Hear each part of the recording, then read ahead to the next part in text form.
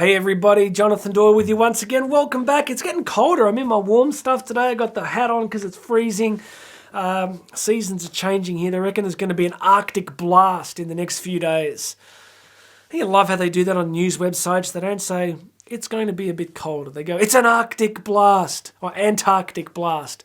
If it's an Arctic blast, we're a long way away from it. So it's getting colder here, but you did not tune into this message today for weather updates. So we're going to jump in, but please make sure you've subscribed. Hit that subscribe button. If you're not a subscriber, it makes a big difference. So please hit the subscribe button. Hit the like button. If you like what you're hearing, if you're on the podcast version, please subscribe to that. Share this with people. And as I say each time, if you want me to cover a particular topic, if there's something that would be helpful to you, put it in the comments and I will do a video just on that for you. And there also is a link here to my book, Bridging the Gap. I'm going to give it to you for free. So go and search through the notes here. You're going to find a link to Bridging the Gap, to the free book. Go grab it. It's really cool. You'll like that. Today, I'm going to try and do a shorter one. I mean, I've been going long. Every episode, the last few ones I've been recording, I've just been, I hope they're a blessing to you. I'm just speaking from the heart on things that I hope are useful.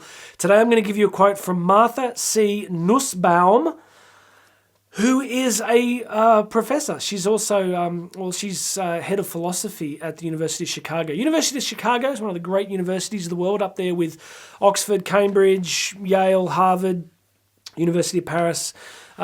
University of Chicago is one of the world's great centres of learning, or at least it was.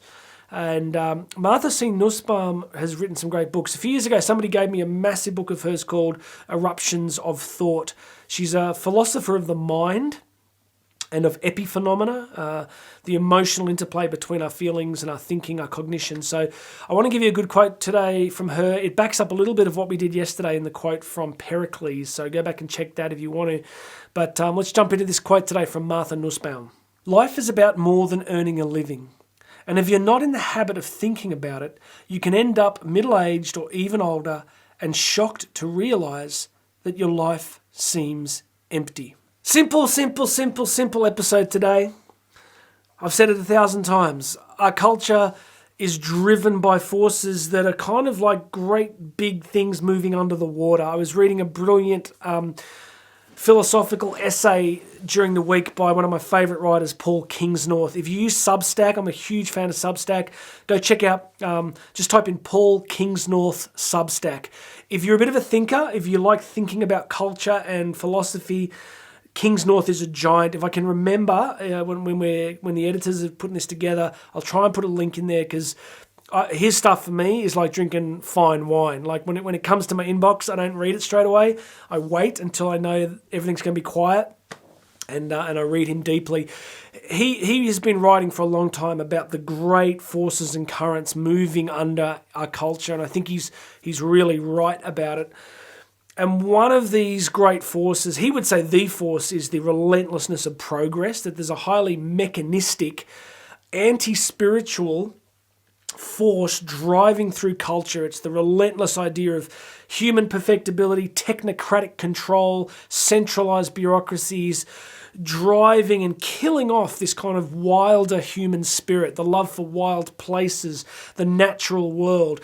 The fact that these words are coming out of my mouth are amazing because, COVID changed a lot for me. I think the centralization of control and bureaucracy are highly, highly problematic. I have huge problems with them. I think deep down I am I'm not quite an a capitalist libertarian. I'm not far from that. But I think the fundamental desire, libertarian stuff for me, like the desire for freedom, that the best people to make decisions for you and I are, guess who? You and I. The smaller we can devolve our decision-making, the better.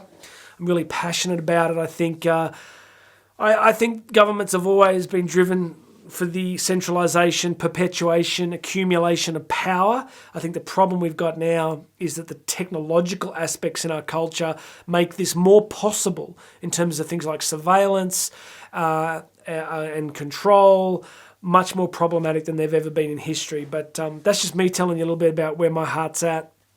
You might see it differently. Put something in the comments if you think I'm really wrong. But that's what I'm passionate about. Now, as well as that being, I think, a huge force, the other great force is this idea of consumption, Homo economicus, that our culture breaks us down into consumption units, right? What is the most, every election, right? We talk about maybe, sometimes they talk about the environment and a few things, but most of the time it's the economy, the economy, the economy. As if the most important thing on the planet is the economy. Now, let's not be stupid. Of course it's important. We need stable, vibrant economies so people can access the goods and services that they want, that they can provide for families, that they can have a healthy standard of living. Those things are necessary and good. But that is not the only thing about what it means to be human. And then if you look at the kind of fragmentation of via globalism into massive corporations that just, their survival depends on consumption, right? Netflix share price went through the floor a few weeks ago because people started closing accounts. So the big corporations survive on one great thing, which is they have to keep growing. They have to keep growing. The minute they stop growing, the minute Apple, the FANG stocks, right? Facebook, or Meta, Amazon, Netflix, Alphabet, which, is the parent company of Google, the minute they stop growing, the share price tanks. So the greatest fear for these people is lack of growth. The tragedy of that is growth can't be unlimited. It just demographically can't. There's only so many consumers in the world. But there's the model of survival. I'm not saying that. I don't have a better idea. Churchill used to say that capitalism is the worst sort of system ever invented, except for every other one that's ever been tried. Right. So I like to talk about the least worst system. If you had to pick one, it's the least worst. But what this has done is create this idea that the modality of human happiness, the vector of aspiration for human happiness, is essentially consumption. So that how do you get happy? Well, you're able to consume more. You drive a better car. You live in a bigger house. You own more stuff. You can travel more often. So again, it's not black and white. It's important to have security. And it's no problem with being wealthy. And part of this whole personal development motivation thing that I care about is that it's good to grow and to develop and succeed. But what Martha Nussbaum, this great philosopher, is telling us is that at the end of your life, when the sun begins to set on your time on this planet, you will not be saying to yourself, if only I had spent more time in the office. You will not be saying to yourself, if only I had consumed more. You'll be saying to yourself, you will be thinking about a relatively small group of people that have given your life significant meaning. That is what you will be thinking about. That's what I will be thinking about. You'll be thinking about your desire to be reunited with them in the next life. You'll be thinking about, how much you love them. So what she's telling us is if we live our lives, if we go through our days utterly focused on nothing but ambition, consumption, promotion, accumulation, there will be a point at which we suddenly go, oh gosh, my life seems relatively hollow. There's things there that are, Karen and I were talking about this the other day. Like before we had kids, when we started our company, we would start working early in the morning and we would work through till 10, 11 p.m. every night. We just work and work and work. We've been very deliberate about raising our kids. We've it's really taken a lot from us, which is fine. That's what we signed up for, right? No complaints. But we really have tried to give them a huge amount of us.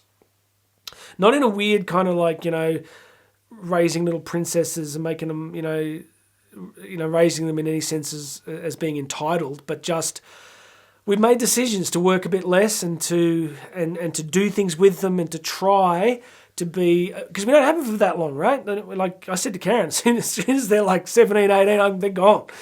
She says, they can stay here until as long as they need to. I go, well, yeah, unless I change the locks. Now, so we've made decisions about valuing certain things in our life that I'm not saying other people don't. I'm just saying that we made trade-offs. Because everything in life is trade-offs, right? It's just trade-offs. You have to make trade-offs. You have to. So in this message, what I'm saying to us is be alert, be awake. Look at the endless pressure to consume and have and compete and drive this and own that and have this. Look, keep going. You can have it, all of that. I'm not saying don't do it. I'm just saying at the same time, go for a walk on the beach. At the same time, play an instrument. At the same time, help put the poor. At the same time, look in your kids' eyes. At the same time, You know, go and listen to great music. At the same time, watch the great films. Find things that make your life fuller, more complete, richer. Do it consciously. This is not an idea. This is something I want you to do. You know, 2 weeks ago, I took the whole family we see a lot of classical music, and it's just a great memory. It was just the beauty of the sound and being there together, and just fill your life with meaning. And look, the best way to get meaning in your life is through contribution. That's it. You want meaning? Find ways to contribute. You want meaning? Find ways to transcend your own selfishness, your own endless desire to construct reality the way you need it to be, and go and contribute. My gosh, I didn't plan on talking about it like this, but I just want us all to be human, to live fully. And to do that, we need people, and we need to love, and we need to be conscious in caring for the people that we really care about and love deeply. All right, that's all I want to say. I'm sorry if I went down the rabbit hole, but have you lost something? Was there something in your life that used to give your life beauty and meaning and excitement and joy, but you stopped? Because you would have definitely told yourself a story about why you stopped. Your story will be like, oh, well, you know, this happened, and I couldn't do it for this reason. We moved here, or this happened, and just get it back. Go get it back. Go get it back. All right, please make sure you subscribe. Go grab a free copy of my book, Bridging the Gap. There's a link here, free book. Go grab it, hit that link.